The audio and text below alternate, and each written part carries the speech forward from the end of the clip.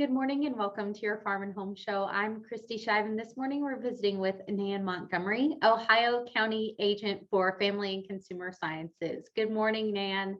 Good morning, Kristi. Thank you for having me. Thanks for being with us today, Nan.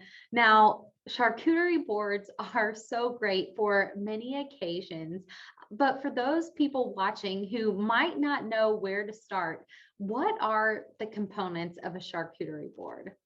Yes, so it's really important that you know exactly what you want to have on your board. So kind of start out with, do you want sweet and savory? Do you want crunchy? Do you want salty? And then you can kind of start putting your board together from there. So some of the components would be meat. So you can use salami, ham, little smoky, some are sausages. As far as your cheese components goes, Gouda, Swiss, provolone, cheddar, and don't forget about spreadable cheeses like cream cheese. And then you also have crackers. You can use bread, pretzels, or obviously just crackers. And then you also have your fruits and vegetables. So when you think about fruits and vegetables, you want to make sure that those are going to be easily picked up. So some great vegetables would be like cherry tomatoes, cucumbers and carrots. And then as far as your fruit goes, you could use like grapes, blueberries, strawberries, and don't forget about the different types of spreads. So spreads make really great pairings with your meat and cheese. So jellies, hummus, mustard, and honey are really great spreads that you can use on your board. The options are truly so endless.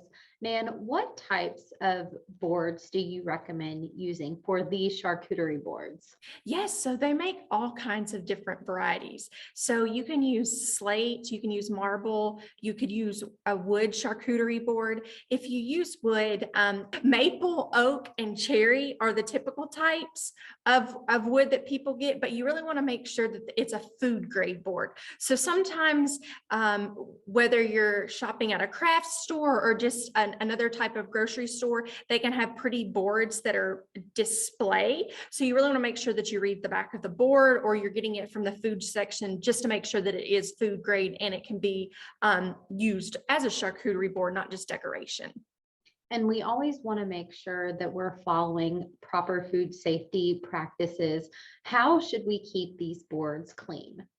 Yes. So first off, when you start to construct your board, so when you are putting it together, you want to make sure that it is not left out more than 2 hours. That's extremely important. So maybe if you start with your board at the beginning of the morning and you know you're going to have an afternoon event, you can assemble your board, cover it up in the refrigerator, and then pull it out for your guests. The second thing is after you've had your event, you want to make sure that you are cleaning it thoroughly. So basically what is recommended is this: you take some dish soap and a rag and you want to clean that surface, and then you want it to dry properly before you put it in your cabinet for storage. If it's not dry, that's just not really good. So make sure it is completely dry before you put it away for storage. Nan, lastly, do you have any tips for how we can make our charcuterie boards nutrient dense? Yes. So sometimes when it comes to special occasions and holidays, people might forget about those who have different types of dietary restrictions. So a way that we can make our charcuterie boards healthier is, first off, try to do lean meats. So the cured meats like the salami and the pepperoni, while they taste delicious, they're very high in fat and sodium. So a way that we can change that to make a healthier option would be lean meats like turkey. Another great option is you can switch to reduced sodium cheeses. So a little bit better option would be like provolone. Cheese is a little bit healthier option than some of the other cheeses on the market. And then watching our sugar intake. So while you can use dried fruit, if you can switch and just use fresh fruit, that's going to be a little bit better option. And then a great way to add some protein would be some nuts onto your charcuterie board, but make sure that those nuts are unsalted. All right, Nan, thank you so much for being with us today. So much inspiration for how we can build our charcuterie boards. If you have any questions or need recipe inspiration, be sure to contact your local extension office. Thanks for joining us, and we'll see you next time.